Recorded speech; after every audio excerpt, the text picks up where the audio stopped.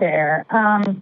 Well, I just called in going to talk about the subject, but I wanted to say that I can kind of relate to, like, not being able to watch porn. I watched the American Pie movie. I hacked our Comcast, so that was my first Shannon experience. Doherty, yeah.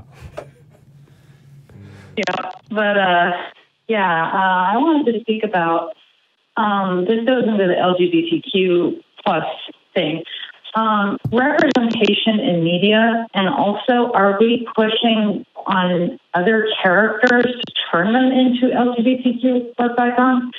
Because I think instead of people asking for amazing characters with depth and, real people, not Mary Sue's, not caricatures, we're more inclined to turn characters what we want them to be. Okay, yeah. Tell me a little bit more about how you mean. Say that again.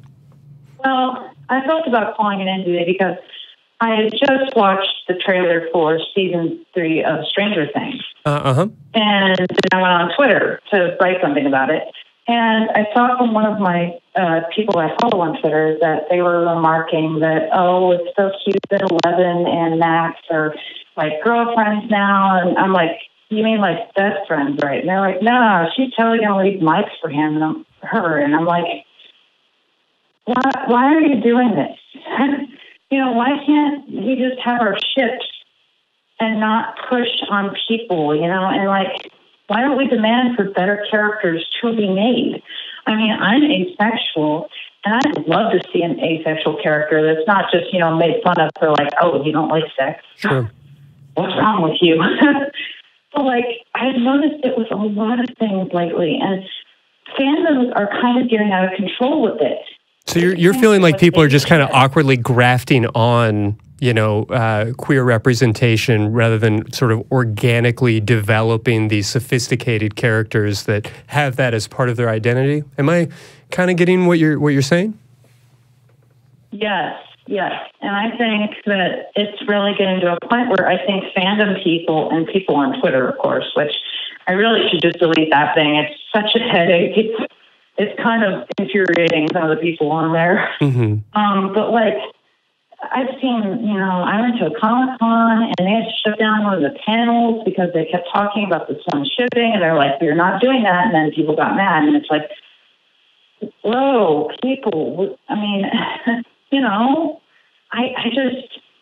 I get we want representation, but we want correct representation. Do you want a studio to be like, yes, we're bringing out a gay character, and then he's one of those, stereotypical, very fey, like, twists his wrist, and is like, oh yeah, girl, Well, so if I'm hearing you correctly, it doesn't sound like your issue is necessarily that there are gay characters represented in Hollywood so much as the fact that it's shitty writing and it's just kind of slapped on for the sake of having the token gay character. Is that correct?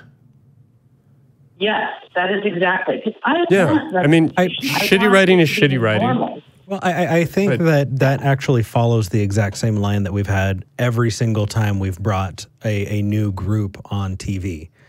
I particularly noticed it with Latinos because I'm part Latino, and so early representations of Latinos in TV and movies was you'd have, Ricky Ricardo. Yeah. Right. And you'd have, Speedy Gonzalez, and Slowpoke Jones, and bad stereotypes, and it took a long time, right? You'd have these portrayals of black people in this entire 70s blaxploitation movement, right? And then you go into the 90s, right, and you start to see that society's getting more conscious of of gay people. Right, and so you have Will and Grace, and you have honestly, really even like stereotypes. The Ellen Show and Will and Grace have some problematic moments. They really do. When you go back and look at them now, I totally agree with what you're saying. I think that you can tell somebody's age.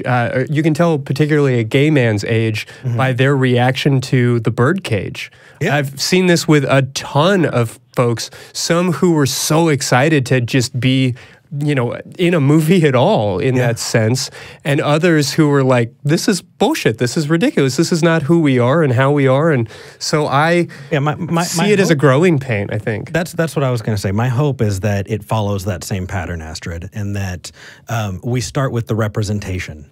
You know, and as we move forward, and we have more people represented with the LGBTQIA movement, that we're going to demand better writers. But having them in the first place is that first peak of social consciousness, is having society go, oh, these are people, you know, and we've all, you know, seen that. And so I'm hoping that it follows the same way that it did for all of those others. And I know that it can be frustrating, and you want to just kind of fast forward to the part where we don't have to deal with the bullshit, you know, which I totally get. Yeah, exactly. But society and Hollywood go through a phase of natural selection in a way where it is a capitalist market, you know, free market system where if it's horrible writing and it's horribly directed and produced and stuff, it's low budget, it's probably going to fail in the box office. It's probably not going to get a sequel.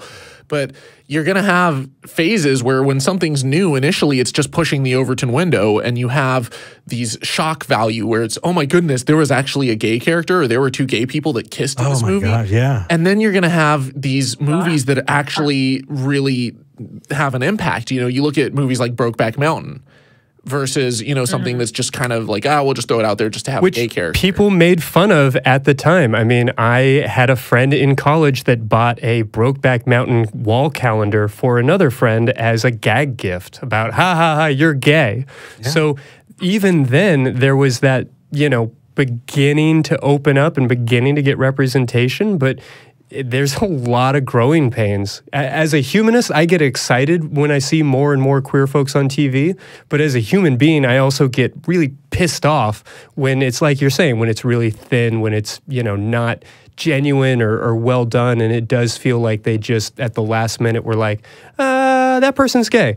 I mean, you know, we talk about like J.K. Rowling's, if we want to make, if we want to just go ahead and offend the rest of the internet, the parts that we haven't already pissed off tonight, let's talk about the fact that J.K. Rowling's had how many gorbillion pages and opportunities to write all of these things. And then as soon as she was done and put it out into the world, she was like, oh, right, I'm progressive. And Dumbledore was gay. And, you know, all of these other things had to have happened. And it's just, it's upsetting. It is frustrating, but it does, in my mind, mean that we're going in the right direction. Yeah. But still, call out the bullshit. Yeah. I approve of that. Your anger is well placed, and I think I support it.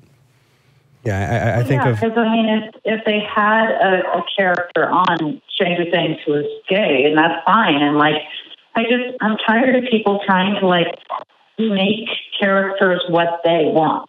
You know, and you're going to have to deal with so much more bullshit before it gets better. Yeah, I mean, Captain Marvel's still dominating the box office. If we want to talk about toxic fandom and people's expectations of what a movie character can and can't be, and all of these things, obviously there's a long road to hoe. But push the window, push that envelope. I'm glad that you're being angry, because it's going to take society moving forward and moving in that direction to get there. It's just, it's a slow process.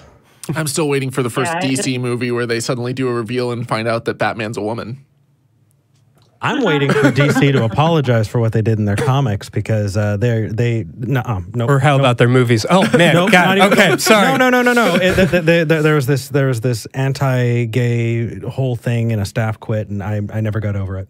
So anyway, DC. I DC. Oh, I'll never buy anything DC ever again. Yeah. We'll talk about it afterward. Yeah, I mean, I'm mega nerd. The only no idea. I think the only graphic novel I read a couple, but The Watchmen. So yeah, I think that as soon as this show's over, I'm going to have to moderate a nerd fight. So thank you for that, Astrid. Really appreciate you calling in and bringing up these issues, which are very real. You know, I'll say again, I feel like we're headed in the right direction, but I also think we're only headed in the right direction because people are getting angry at the appropriate moments. Your anger to me sounds very appropriate, so I encourage it. Let's fan those flames. Cheers. Oh, thank you. And I was going to say to people that, I mean, it may not be 100% accurate representation, but they are doing this scene in It Chapter 2 with Adrian Mellon and his boyfriend. So we'll have, and he's actually played by a gay actor. Sure. So that's really cool. Nice. More gay sex in Hollywood. All right. And we will take back like steps backward too. I think. Oh, no think about question. The Last Samurai was a white dude. Oh yeah. Right. Oh yeah. That's a race thing. Yeah. We're and still dealing with it was race. how long Like, after the Last of the Mohicans? And yeah. How long is it going to take for us to, as a society, to get over race? It's going to take forever. You know what? I have enough about. I'm going to teach you. I'm going to school you on comics. Okay. You have no idea. Nerd fight coming up by a tabletop. I'm going to say thank you to Astrid before I thank you, Astrid. Keep it apart, boys. We just got to thank you for calling. Just keep it together for a few more minutes. Thank you so much, and have a great night. Thank you.